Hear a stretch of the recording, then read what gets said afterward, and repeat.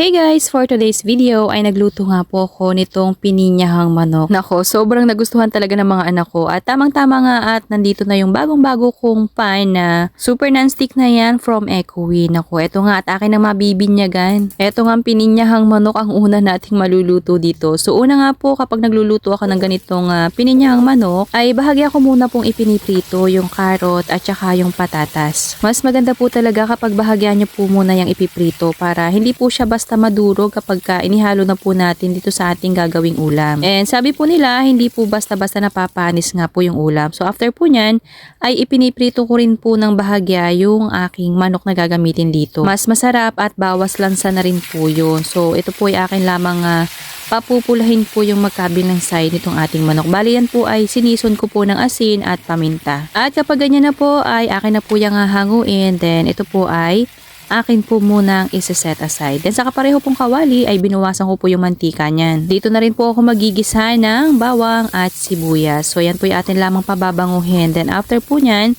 ay ilalagay na rin po natin dito yung bahagya po nating ipinritong manok. Halu-haluin po hanggang sa magisa po ng bahagya dito po sa ating sibuyas at bawang. Then after po nating magisa-gisa ay maglalagay po ako dito ng mga ilang pampalasa katulad po ng isang chicken cube. Ilalagay ko na rin po dito yung pinakang sabaw nitong ating gagamiting pineapple chunks. At naglagay na rin po ako dito ng kalahating tasa ng tubig. So yan po yung ating tatakpan para naman po mas mabilis pong maluto yung ating manok. Kung wala pa nga po kayo naiisip na ulam, naku baka nakakalimutan nyo na po itong pininyahang manok. Naku, subukan nyo na po ulit tutuin. Super easy and simple lang din naman po yung mga sangkap. So ayan, at nung nakakulo na nga po, inilagay ko na rin po dito yung bahagya ko po kaninang ipinrito, karot at patatas. So ayan, halu-haluin at atin pa rin po yung tatakpan. Para mas maluto pa po yung manok and syempre yung gulay po na inilagay natin dyan. Then after po nyan, nung ilang minuto na pong nagkukuluan, ay ibubuhos ko na po dito yung isang maliit na lata ng evaporated milk. Ayan, after ko po mailagay yung gatas, ay maglalagay pa po tayo dito ng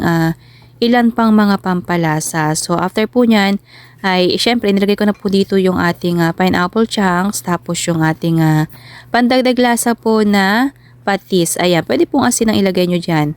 Paminta at saka syempre naglagay na rin po ako dito ng konting asukal, pandagdag lasa or pambalanse po sa mga pampalasa na inilagay natin dito. And natural naman po kapag pininyahang manok talaga naman pong manamis-namis po dapat yan. Then after po niyan, yan po hayaan ko na lamang po sa katamtamang lakas ng apoy hanggang sa lumapot po siya ng ganito. Para po sa akin, ayoko po ng masabaw na pininyahang manok. Mas gusto ko po yung medyo paiga. Pero yan naman po ay choice nyo na. So ayan. Kung umabot po kayo hanggang dito sa part ng ating video ay pakipusuan nyo naman po itong ating pininyahang manok. And syempre, huwag nyo na rin pong kalimutang mag-follow para palagi po kayong updated kapag meron po tayong ganitong recipe. Serve and enjoy!